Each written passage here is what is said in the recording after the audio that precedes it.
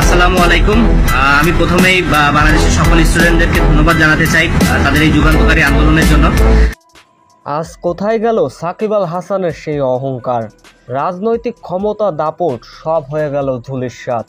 চলমান দেশের আন্দোলনকে কেন্দ্র করে দেশ হয়ে পড়েছিল উত্তাল। সকল ক্রিকেটাররা ছিলেন ন্যায়ের পক্ষে, সততার পক্ষে, ছাত্রদের পক্ষে। তবে চুপ থাকতে দেখা যায় বাংলাদেশের দুই ক্রিকেটার মাশরাফি বিন মুর্তজা এবং সাকিব আল হাসানকে। তবে এরা চুপ থাকলেও চুপ ছিল না বাংলাদেশের শিক্ষার্থীরা। অবশেষে তারা জয়লাভ করেছে। এমন ঘোষণার পরে নড়াইলের মাশরাফি বিন মুর্তজার বিলাসবহুল বাড়ি পুড়িয়ে ছারখার করে দিয়েছেন আন্দোলনকারীরা। তারই ব্যতিক্রম ঘটল না মাগুরায় সাকিব আল হাসানের নিজ বাড়িতেও। সেখানেও কে বা কারা আগুন লাগিয়ে পুড়িয়ে দিয়েছেন। সো ভিউয়ার্স, অহংকারী সাকিব আল হাসানের বাড়ি পুড়িয়ে দেওয়াতে আপনারা কি খুশি হয়েছেন?